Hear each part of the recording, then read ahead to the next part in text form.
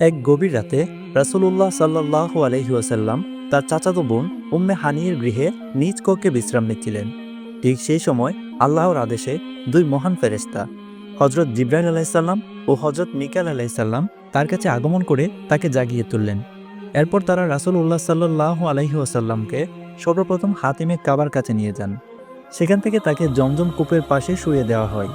ফেরেশতাদ্বয় তখন রাসূলুল্লাহ সাল্লাল্লাহু আলাইহি ওয়াসাল্লামের পবিত্র বক্ষ বিদারণ করেন, অর্থাৎ তার বুকে অস্ত্রোপচার করে হৃৎপিণ্ড বের করে আনেন। এরপর জমজমের পবিত্র পানি দ্বারা সেই হৃদয়কে ধুয়ে সম্পূর্ণরূপে পরিষ্কার করা হয়। এই প্রক্রিয়ার মাধ্যমে তার হৃদয়ে ঈমান ও হিকমত সঞ্চার করা হয় এবং তা পুনরায় যথাস্থানে স্থাপন করা হয়। এই মহান কাজের মূল উদ্দেশ্য ছিল রাসূলুল্লাহ সাল্লাল্লাহু আলাইহি ওয়াসাল্লামকে ঊর্ধ্বজগতে অতুলনীয় পরিবেশ সহ্য করার উপযুক্ত করে তোলা, আল্লাহ তাআলার দর্শনের জন্য বিশেষ শক্তি দান করা এবং আল্লাহর কালাম শ্রবণ করার সক্ষমতা অর্জনে তাকে প্রস্তুত করা। এরপর বুরাক নামক এক বিশেষ বাহন উপস্থিত করা হয়। হাদিস অনুযায়ী বুরাক ছিল জান্নাতের এক অনন্য ও অতুলনীয় প্রাণী, যার আকার খচ্চরের চেয়ে ছোট এবং গাধার চেয়ে কিছুটা বড়। এর গতি ছিল কল্পনাতীত। একটি পদক্ষেপেই সে দৃষ্টির শেষ সীমানা অতিক্রম করে ফেলতে পারত। অতঃপর রাসূলুল্লাহ সাল্লাল্লাহু আলাইহি ওয়াসাল্লাম যখন বুরাকের পিঠে আরোহণ করার জন্য প্রস্তুত হলেন, ঠিক সেই মুহূর্তে বুরাক কিছুটা অস্বস্তি প্রকাশ করে নড়াচড়া করতে শুরু করল। তখন হযরত জিবরাইল আলাইহিস সালাম বুরাককে উদ্দেশ্য করে বললেন, হে বুরাক, তুমি কি জানো আজ তোমার পিঠে কে আরোহণ করতে যাচ্ছেন? যিনি এখন তোমার পিঠে সোয়ার হচ্ছেন তিনি হলেন সাইয়্যিদুল মুরসালিন, আল্লাহর সবচেয়ে প্রিয় নবী হযরত মুহাম্মদ সাল্লাল্লাহু আলাইহি ওয়াসাল্লাম। তার চেয়ে অধিক সম্মানী কোনো বান্দা কখনো তোমার পিঠে আরোহণ করেননি। হযরত জিবরাইল আলাইহিস সালামের এই মহান কথা শুনে বুরাক লজ্জায় অবনত হয়ে পড়ল। সম্মানের বারে তার দেহ কেঁপে উঠল এবং সে ঘামে ভিজে গেল। এরপর নবী করিম সাল্লাল্লাহু আলাইহি ওয়াসাল্লাম বুরাকের পিঠে আরোহণ করে বাইতুল মাকদিসের উদ্দেশ্যে যাত্রা শুরু করলেন। এই পবিত্র সফরে তার সঙ্গে ছিলেন হযরত জিবরাইল আলাইহিস সালাম ও হযরত মিকাইল আলাইহিস সালাম। যাত্রাপথে রাসূলুল্লাহ সাল্লাল্লাহু আলাইহি ওয়াসাল্লাম একটি বৃদ্ধার পাশ দিয়ে অতিক্রম করছিলেন। সেই বৃদ্ধা তাকে ডেকে উঠল। তখন হযরত জিবরাইল আলাইহিস সালাম বললেন, হে নবী, আপনি সামনে এগিয়ে যান, তার প্রতি কোনো ভ্রুক্ষেপ করবেন না। কিছু দূর অগ্রসর হওয়ার পর আরও এক বৃদ্ধ পুরুষের সঙ্গে তাদের সাক্ষাৎ হলো। সেও রাসূলুল্লাহ সাল্লাল্লাহু আলাইহি ওয়াসাল্লামকে আহ্বান জানালো। তখন আবার হযরত জিবরাইল আলাইহিস সালাম বললেন, হে নবী, আপনি আপনার পথেই অগ্রসর হন, তার দিকে মনোযোগ দিবেন না। এরপর কিছু দূর অগ্রসর হলে রাসূলুল্লাহ সাল্লাল্লাহু আলাইহি ওয়াসাল্লাম একটি দলের সঙ্গে সাক্ষাৎ লাভ করলেন।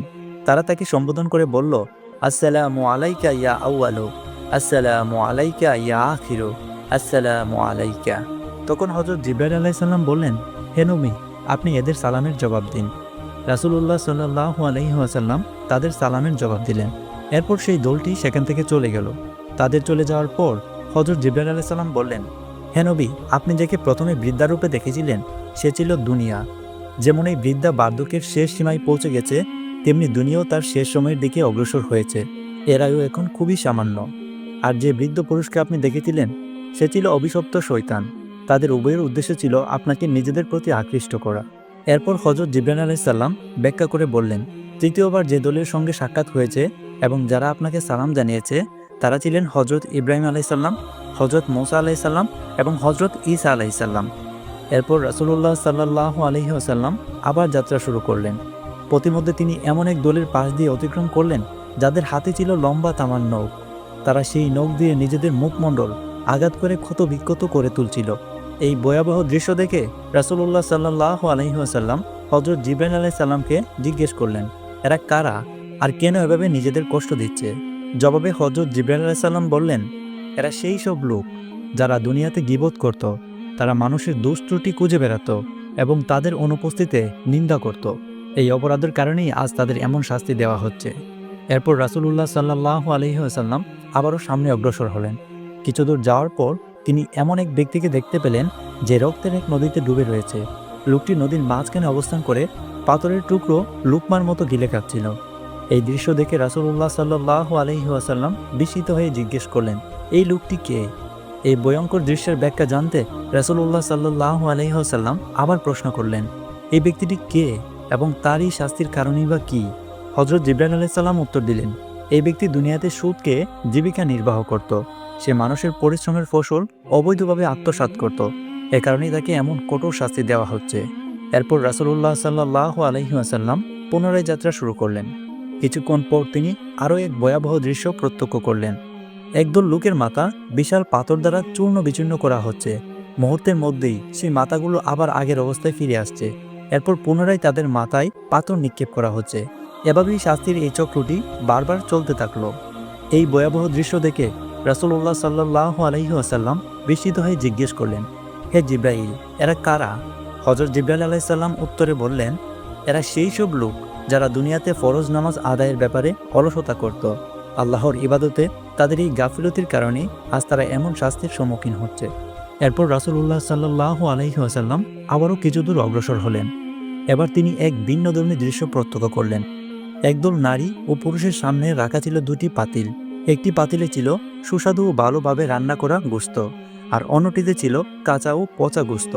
অথচ তারা রান্না করা সুস্বাদু গোশত উপেক্ষা করে কাঁচা ও দুর্গন্ধযুক্ত গোশতই খাচ্ছিল।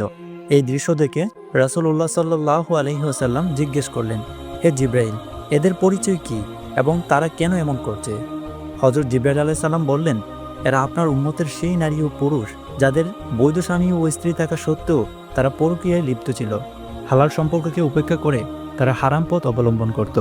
এই অপরাধের কারণেই আজ তারা এমন শাস্তি ভোগ করছে। এরপর রাসূলুল্লাহ সাল্লাল্লাহু আলাইহি ওয়াসাল্লাম পুনরায় তার যাত্রা অব্যাহত রাখলেন।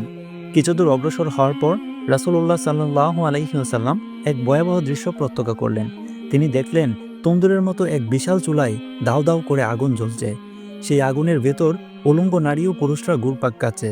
তাদের দেহ থেকে তীব্র দুর্গন্ধ বের হচ্ছিল, আর বিষাক্ত সাপ ও বিচ্ছু তাদের লজ্জাস্থানে দংশন করছিল। এই ভয়ঙ্কর দৃশ্য দেখে রাসূলুল্লাহ সাল্লাল্লাহু আলাইহি ওয়াসাল্লাম জিজ্ঞেস করলেন, হে জিবরাইল, এরা কারা?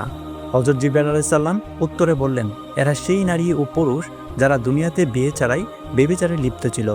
আল্লাহর বিধান লঙ্ঘন করে তারা নিজেদের দেহকে অপবিত্র করেছিল। এই অপরাধের কারণেই আজ তাদের এমন শাস্তি দেওয়া হচ্ছে। এরপর রাসূলুল্লাহ সাল্লাল্লাহু আলাইহি ওয়াসাল্লাম আবারও কিছু দূর অগ্রসর হয়ে আরও একটি বিস্ময়কর দৃশ্য দেখতে পেলেন। তিনি দেখলেন এক ব্যক্তি বিশাল এক লাকড়ির বোঝা জড়ো করছে। সে বারবার সেই বোঝা মাথায় তোলার চেষ্টা করছিল, কিন্তু পারছিল না। তবুও সে বোঝা হালকা করার পরিবর্তে আরও লাকড়ি এনে সেটিকে আগের চেয়ে ভারী করে তুলছিল। এই দৃশ্য দেখে রাসূলুল্লাহ সাল্লাল্লাহু আলাইহি ওয়াসাল্লাম বলেন, হে জিবরাইল, এই ব্যক্তি কেন এমন করছে? হযরত জিবরাইল আলাইহিস সালাম জবাব দিলেন, এ ব্যক্তি আপনার উম্মতের সেই লোক যার উপর মানুষের হক ছিল, কিন্তু সে তা আদায় করেনি, বরং প্রতিদিন নতুন ঋণ গ্রহণ করে নিজের দায় আরও বাড়িয়ে তুলত। দুনিয়ার এই অন্যায় আচরণের ফলেই আজ সে এমন শাস্তি ভোগ করছে।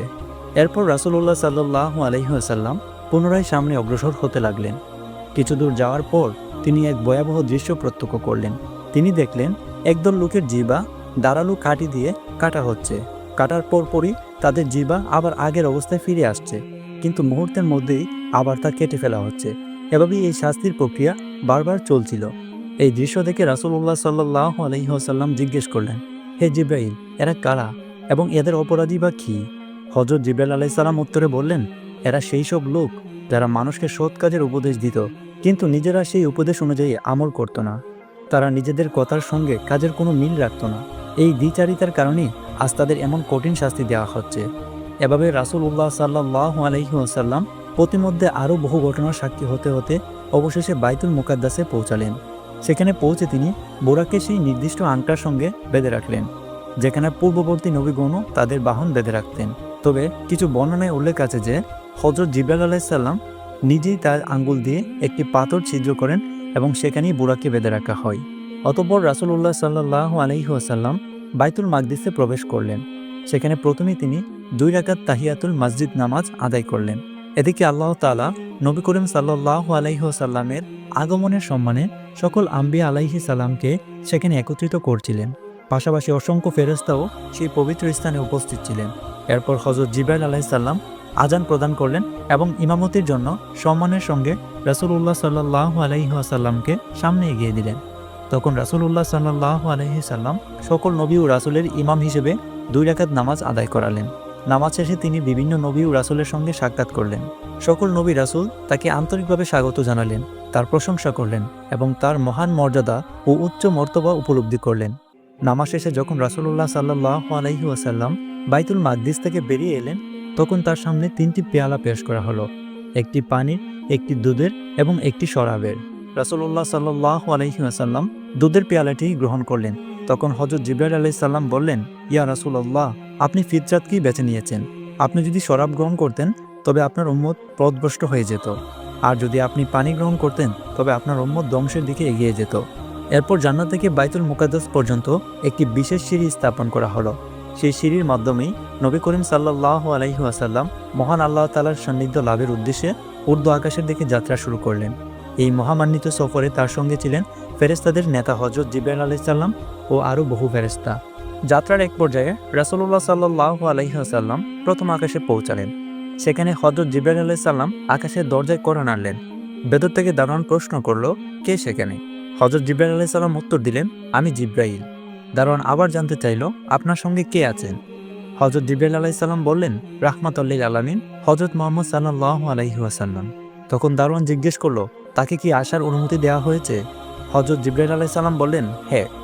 এরপরই প্রথম আকাশের দরজা খুলে দেওয়া হলো এবং নবী করিম সাল্লাল্লাহু আলাইহি ওয়াসাল্লাম সেখানে প্রবেশ করলেন। প্রথম আকাশে তিনি এক সম্মানিত বৃদ্ধ ব্যক্তিকে বসে থাকতে দেখলেন। তখন হযরত জিবরাইল আলাইহিস সালাম বললেন, হে আল্লাহর রাসূল, তাকে সালাম করুন। তিনি আপনার পিতা হযরত আদম আলাইহিস সালাম। রাসূলুল্লাহ সাল্লাল্লাহু আলাইহি ওয়াসাল্লাম তাকে সালাম জানালেন। হযরত আদম আলাইহিস সালাম সালামের উত্তর দিয়ে তাকে আন্তরিকভাবে অভিনন্দন জানালেন এবং কিছু মূল্যবান উপদেশ প্রদান করলেন। নবী করিম সাল্লাল্লাহু আলাইহি ওয়াসাল্লাম দেখলেন হযরত আদম আলাইহিস সালামের ডান পাশে কিছু মানুষের আকৃতি এবং বাম পাশে আরও কিছু মানুষের আকৃতি রয়েছে। তিনি লক্ষ্য করলেন, যখন হযরত আদম আলাইহিস সালাম ডান দিকে তাকান তখন তিনি আনন্দিত হয়ে ওঠেন, কিন্তু বাম দিকে তাকালে তার চোখে অশ্রু এসে পড়ে এবং গভীর বেদনায় তিনি ভারাক্রান্ত হয়ে পড়েন। রাসূলুল্লাহ সাল্লাল্লাহু আলাইহি ওয়াসাল্লাম জিজ্ঞেস করলেন, হে জিবরাইল, এর কারণ কি? হযরত জিবরাইল আলাইহিস সালাম উত্তর দিলেন, ইয়া রাসূলুল্লাহ, হযরত আদম আলাইহিস সালামের ডান পাশে যারা রয়েছেন তারা হলেন আসহাবুল ইয়ামিন, যারা জান্নাতবাসী হবে, আর বাম পাশে যারা রয়েছে তারা হলেন আসহাবুশ শিমাল, তারা জাহান্নামী।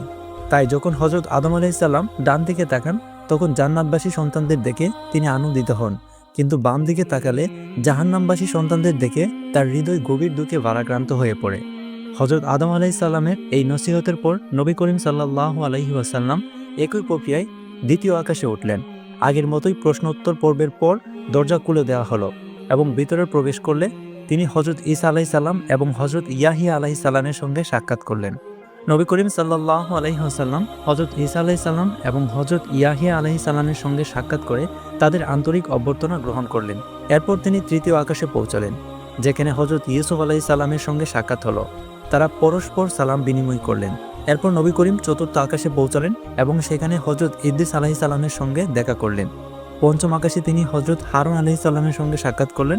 ষষ্ঠ আকাশে পৌঁছালে দেখা হলো হযরত মূসা আলাইহিস সালামের সঙ্গে এবং সেখানে কিছু সময়ের জন্য আলোচনাও হলো।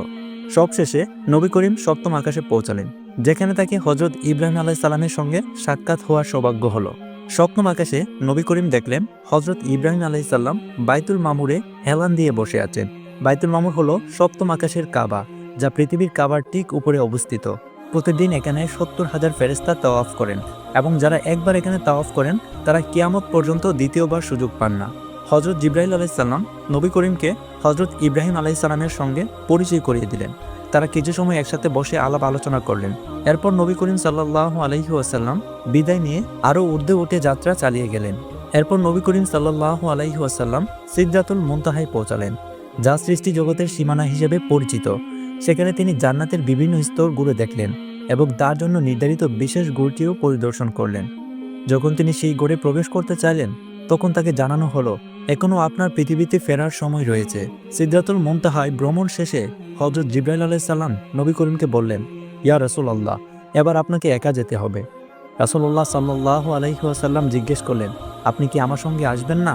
হযরত জিবরাইল আলাইহিস সালাম উত্তরে বললেন, ইয়া রাসূলুল্লাহ, যদি আমি এরপর এক চুল পরিমাণও উপরের দিকে যাই তবে আল্লাহর তাজাল্লির প্রখরতায় আমার পাকা পড়ে ছাই হয়ে যাবে। জিবরাইল আলাইহিস সালামের এই কথা শুনে নবী করিম সাল্লাল্লাহু আলাইহি ওয়াসাল্লাম একাকী যাত্রা শুরু করলেন। নিস্তব্ধ নীরব একটি এলাকা, কোনো শব্দ নেই, কোনো সঙ্গী নেই। এক অদৃশ্য ইশারায় তিনি সামনের দিকে এগোতে লাগলেন। হঠাৎই তার সামনে সবুজ রঙের এক অপূর্ব সিংহাসন দৃশ্যমান হলো, যাকে কুরআনের ভাষায় রফরফ বলা হয়েছে। নবী করিম সাল্লাল্লাহু আলাইহি ওয়াসাল্লাম সেই রফরফে চড়ে বসলেন। রফরফ অত্যন্ত দ্রুত গতিতে আরও উপরের দিকে অগ্রসর হতে লাগলো, যেন আল্লাহর নৈকট্যই সামনে এগিয়ে এসেছে। এই মহামান্বিত সফরে নবী করিম সাল্লাল্লাহু আলাইহি ওয়াসাল্লাম আল্লাহর অসংখ্য নিদর্শন প্রত্যক্ষ করলেন এবং বিভিন্ন ফেরেশতাদের মহান দায়িত্ব পালন করতে দেখলেন। এক পর্যায়ে তিনি এমন এক স্থানে পৌঁছালেন যেখানে একজন দীর্ঘদেহী ভয়ঙ্কর চেহারার ফেরেশতা একটি চেয়ারে বসেছিলেন। তার হাতে ছিল এক নূরের ফলক এবং পাশে দাঁড়িয়ে ছিল একটি বিশাল গাছ, যার নাম শাহজারাতুল ইয়াকিন। এই গাছের প্রতিটি পাতায় পৃথিবীর মানুষের নাম এবং ঠিকানা লিপিবদ্ধ ছিল। সেই ফেরেশতা একাগ্র চিত্তে ফলকটি পর্যবেক্ষণ করছিলেন এবং মাঝে মাঝে গাছের পাতার দিকে তাকাচ্ছিলেন। নবী করিম সাল্লাল্লাহু আলাইহি ওয়াসাল্লাম তাকে সালাম দিলেন, কিন্তু ফেরেশতা এতটাই কাজে নিবিষ্ট ছিলেন যে তিনি মাথা নেড়ে সালামের উত্তর দিলেও নবীর দিকে তাকালেন না। কিছুক্ষণ পর তিনি মাথা তুলে নবী করিমের দিকে তাকালেন। তার চেহারা দেখে নবী করিম সাল্লাল্লাহু আলাইহি ওয়াসাল্লাম কিছুটা ভীত বোধ করলেন। পরে জানা গেল তিনি হলেন মালাকুল মাউত হযরত আজরাইল আলাইহিসসালাম। হযরত আজরাইল আলাইহিসসালাম নবী করিমকে অভিনন্দন জানিয়ে বললেন, ইয়া রাসূলুল্লাহ, আপনার মেরাজ সফর শুভ হোক। এই সফর আপনার এবং আপনার উম্মতের জন্য কল্যাণকর হোক। হযরত আজরাইল আলাইহিসসালামের স্নেহপূর্ণ কথায় রাসূলুল্লাহ সাল্লাল্লাহু আলাইহি ওয়াসাল্লামের ভয় সম্পূর্ণরূপে কেটে গেল। তখন নবী করিম সাল্লাল্লাহু আলাইহি ওয়াসাল্লাম তাকে জিজ্ঞেস করলেন, আপনি কিভাবে একাই গোটা পৃথিবীর সমস্ত প্রাণীর রূহ কবজ করেন? এর উত্তরে আজরাইল আলাইহিসসালাম বললেন, ইয়া রাসূলুল্লাহ, আমার হাতে থাকা এই নূরের ফলকটিতে পৃথিবীর সকল মানুষের নাম ও ঠিকানা লিপিবদ্ধ রয়েছে। একইভাবে শাহজারাতুল ইয়াকিন গাছের প্রতিটি পাতায়ও মানুষের নাম লেখা আছে। যখন কোনো ব্যক্তির মৃত্যুর সময় ঘনিয়ে আসে, তখন তার নাম লেখা পাতাটি ধীরে ধীরে হলুদ হয়ে যেতে শুরু করে। তখন রিজিক পৌঁছে দেওয়ার দায়িত্বে নিয়োজিত ফেরেশতারা তার শেষ রিজিক পৌঁছে দেন। একসময় সেই পাতা শুকিয়ে গাছ থেকে ঝরে পড়ে। তখন আমি ফলক থেকে তার নাম মুছে ফেলি এবং আল্লাহর আদেশে তার রূহ কবজ করি, ইয়া রাসূলুল্লাহ। এরপর তিনি আরও বললেন, যেমন একটি তালার উপর থাকা পিঁপড়াগুলোর দিকে আপনি চাইলে যে কোনো সময় যেটি ইচ্ছা ধরতে বা মারতে পারেন, ঠিক তেমনি গোটা পৃথিবী আমার জন্য একটি থালার মতো। আল্লাহর আদেশে আমি যেখান থেকে যখন এবং যেভাবে ইচ্ছা রূহ কবজ করতে পারি। হাদিসের বর্ণনা অনুযায়ী হযরত আজরাইল আলাইহিস সালাম হলেন মালাকুল মাউত, অর্থাৎ মৃত্যুর ফেরেশতা। মৃত্যুর সকল কার্যক্রম পরিচালনার মূল দায়িত্ব তার উপর ন্যস্ত। তবে তার অধীনে অসংখ্য ফেরেশতা রয়েছেন যারা পৃথিবীতে মানুষের প্রাণ কবজ করার কাজে নিয়োজিত। হযরত আজরাইল আলাইহিস সালামের নিজের সর্বত্র উপস্থিত থাকা জরুরি নয়, তার অধীনস্থ ফেরেশতারাই আল্লাহর হুকুমে এই দায়িত্ব সম্পন্ন করে থাকেন। নবী করিম সাল্লাল্লাহু আলাইহি ওয়াসাল্লাম হযরত আজরাইল আলাইহিস সালামকে জিজ্ঞেস করলেন, ভাই আজরাইল, আপনি যখন কোনো ব্যক্তির প্রাণ কবজ করেন তখন সে ব্যক্তি কতটুকু কষ্ট অনুভব করে? এর উত্তরে হযরত আজরাইল আলাইহিস সালাম বললেন, ইয়া রাসূলুল্লাহ, একবার আল্লাহর এক নবী মৃত্যুর স্বাদ অনুভব করতে চেয়েছিলেন। আল্লাহর নির্দেশে আমি তার রূহ কবজ করি। এরপর আবার রূহ দেহে ফিরিয়ে দিয়ে অনুভূতির কথা জিজ্ঞেস করি। তিনি বলেছিলেন, আমার কাছে মনে হয়েছে যেন আমার শরীর থেকে চামড়া ছিঁড়ে নেওয়া হচ্ছে। তখন আমি বললাম, আল্লাহর কসম করে বলছি, আপনার চেয়ে সহজভাবে আমি আজ পর্যন্ত কারো রূহ কবজ করিনি। এই কথা শুনে নবী করিম সাল্লাল্লাহু আলাইহি ওয়াসাল্লাম নিজের উম্মতের কথা ভেবে গভীর চিন্তায় মগ্ন হয়ে গেলেন। তখন হযরত আজরাইল আলাইহিস সালাম তাকে সান্ত্বনা দিয়ে বললেন, ইয়া রাসূলুল্লাহ, আপনার উম্মতের মধ্যে যারা নেককার ও দিনদার, তাদের রূহ কবজ করার ক্ষেত্রে আল্লাহ তাআলা আমাকে বিশেষ নির্দেশনা দিয়েছেন, যেন তা অত্যন্ত কোমল ও মধুর হয়। তাদের রূহ কবজ এমনভাবে করা হবে যেন একটি শিশু মায়ের কোলে দুধ পান করতে করতে ঘুমিয়ে পড়ে। তারা কোনো যন্ত্রণা বা কষ্ট অনুভব করবে না। আপনার নেককার উম্মতের জন্য ঠিক এমনই ব্যবস্থা করা হয়েছে। এরপর নবী করিম সাল্লাল্লাহু আলাইহি ওয়াসাল্লাম মেরাজ সফরে আরও উপরের দিকে অগ্রসর হতে থাকলেন। একসময় তিনি এমন এক স্থানে পৌঁছলেন যা সম্পূর্ণ নিঃশব্দ ও নিস্তব্ধ ছিল। সেখানে প্রাণী বা প্রাণের কোনো চিহ্ন দেখা যাচ্ছিল না। এই নিঃসঙ্গ পরিবেশে তিনি কিছুটা ভীত বোধ করলেন। হঠাৎ একটি গায়েবী আওয়াজ ভেসে এলো, ইয়া রাসূলুল্লাহ, আপনি ভয় পাবেন না, বিচলিত হবেন না। আপনি আরশে আজিমের সামনে উপস্থিত হয়েছেন। আপনার প্রভু আল্লাহ রাব্বুল আলামিন আপনার সম্মুখে রয়েছেন। আপনি যা কিছু হাদিয়া দিতে চান তা উপস্থাপন করুন। আল্লাহ তাআলার এই আহ্বান শুনে নবী করিম সাল্লাল্লাহু আলাইহি ওয়াসাল্লাম গভীর চিন্তায় নিমগ্ন হলেন। তিনি ভাবলেন, আল্লাহ তাআলা তো সমস্ত কিছুর মালিক, আরশ ও কুরসির অধিপতি, লাউহে মাহফুজের রক্ষক, আসমান ও জমিন সহ সমস্ত সম্পদের অধিকারী। তাহলে কোন জিনিস তিনি গ্রহণ করলে সন্তুষ্ট হবেন? এই চিন্তায় নিমগ্ন হয়ে রাসূলুল্লাহ সাল্লাল্লাহু আলাইহি ওয়াসাল্লাম সঙ্গে সঙ্গে সিজদায় পড়ে গেলেন এবং বললেন, আমাদের সমস্ত সালাম, শ্রদ্ধা, নামাজ ও সকল পবিত্রতা একমাত্র আল্লাহর জন্য। তখন আল্লাহ তাআলা তার স্নেহপূর্ণ বাক্যে বললেন, হে নবী, আপনার উপর শান্তি বর্ষিত হোক এবং আল্লাহর অনুগ্রহ ও বরকত আপনার উপর বর্ষিত হোক। নবী করিম সাল্লাল্লাহু আলাইহি ওয়াসাল্লাম লক্ষ্য করলেন, এই শান্তি ও বরকত শুধুমাত্র তার জন্য বর্ষিত হচ্ছে। তখন উম্মতের প্রতি তার গভীর মমতা ও দয়া জেগে উঠল। তিনি বেকুল কণ্ঠে বললেন, এই শান্তি শুধুমাত্র আমার জন্য নয়, বরং আমাদের সবার উপর এবং আল্লাহর নেক বান্দাদের উপর বর্ষিত হোক। রাসূল সাল্লাল্লাহু আলাইহি ওয়াসাল্লামের এই উম্মতের প্রতি গভীর মমতা ও উদারতা প্রকাশ করার পর আরশ বহনকারী ফেরেশতারা একত্রে বলে উঠলেন, আশহাদু আল্লা ইলাহা ইল্লাল্লাহু ওয়া আশহাদু আন্না মুহাম্মাদান আবদুহু ওয়া রাসূলুহু। আল্লাহ তাআলা তার হাবিবের এই মহামান্বিত মেরাজের ঘটনাকে স্মরণীয় করে রাখতে কিয়ামত পর্যন্ত সকল উম্মতের উপর নামাজে তাশাহুদ পাঠ করাকে ওয়াজিব করে দিয়েছেন। এরপর আল্লাহ তাআলা নবী করিমকে তার উম্মতের জন্য 3টি বিশেষ মূল্যবান হাদিয়া প্রদান করলেন। তার মধ্যে একটি হলো 50 ওয়াক্ত নামাজ, এবং দ্বিতীয়টি হলো সূরা বাকারার শেষ 2 আয়াত, এবং তৃতীয়টি হলো মুশরিক ব্যতীত সকল পাপীদের জন্য ক্ষমার ঘোষণা। এই হাদিয়া নিয়ে রাসূল সাল্লাল্লাহু আলাইহি ওয়াসাল্লাম ধীরে ধীরে পৃথিবীর উদ্দেশ্যে ফিরে আসতে শুরু করলেন। পথে সপ্তম আকাশে হযরত ইব্রাহিম আলাইহিস সালামের সঙ্গে তার সাক্ষাৎ হলো। তবে হযরত ইব্রাহিম আলাইহিস সালাম কিছুই বললেন না। এরপর নবী করিম সাল্লাল্লাহু আলাইহি ওয়াসাল্লাম ষষ্ঠ আকাশে পৌঁছালেন, যেখানে হযরত মুসা আলাইহিস সালামের সঙ্গে তার সাক্ষাৎ হলো। মুসা আলাইহিস সালাম জানতে চাইলেন, ইয়া রাসূলুল্লাহ, আপনার উম্মতের জন্য কি হাদিয়া নিয়ে এসেছেন? রাসূলুল্লাহ সাল্লাল্লাহু আলাইহি সাল্লাম উত্তরে বললেন, আমার উম্মতের জন্য দৈনিক 50 ওয়াক্ত নামাজ নির্ধারিত হয়েছে। মুসা আলাইহিস সালাম বললেন, ইয়া রাসূলুল্লাহ, আপনি আপনার রবের কাছে ফিরে যান এবং এই নামাজের সংখ্যা কমানোর জন্য অনুরোধ করুন। আপনার উম্মত এই ভারী দায়িত্ব পূরণ করতে পারবে না।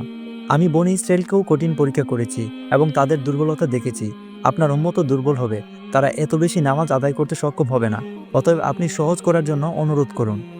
মুসা আলাইহিস সালামের এই পরামর্শ অনুযায়ী রাসূল সাল্লাল্লাহু আলাইহি ওয়াসাল্লাম পুনরায় আল্লাহর দরবারে ফিরে গেলেন এবং অত্যন্ত বিনীতভাবে নামাজের সংখ্যা কমানোর আবেদন করলেন। আল্লাহ তাআলা তার বিনীত আবেদন মঞ্জুর করলেন এবং নামাজের সংখ্যা 5 ওয়াক্ত কমিয়ে দিলেন।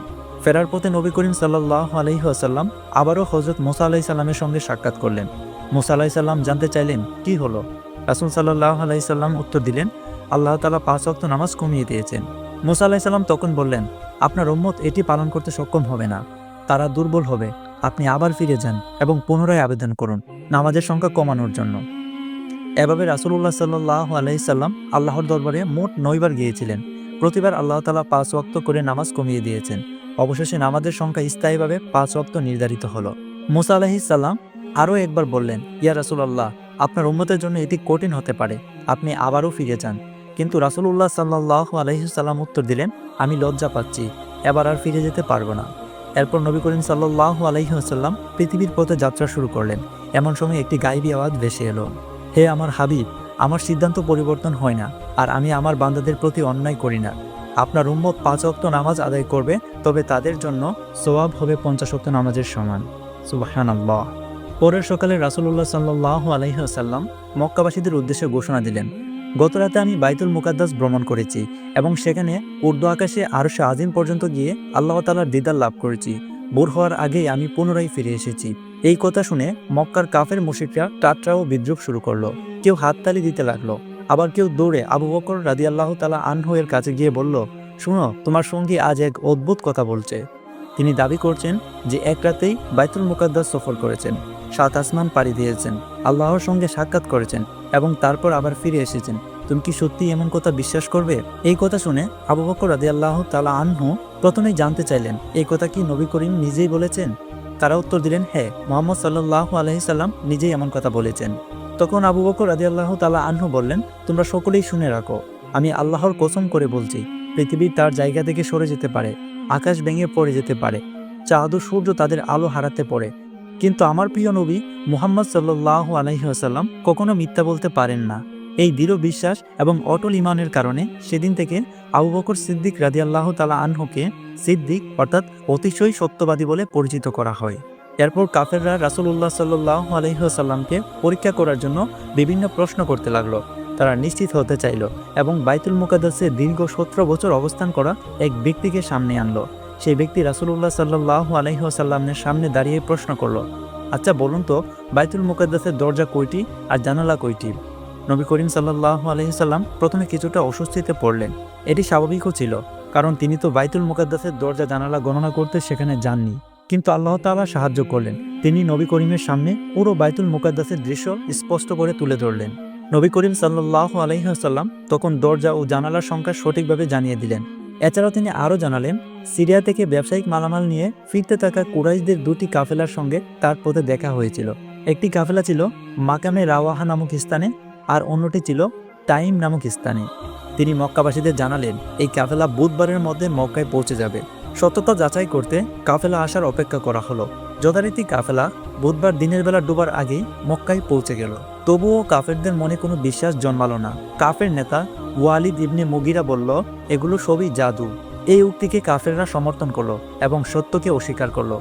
দুঃখজনক হলেও তারা রাসূলুল্লাহ সাল্লাল্লাহু আলাইহি সাল্লামের এই অলৌকিক ঘটনা মেনে নিতে অস্বীকার করলো।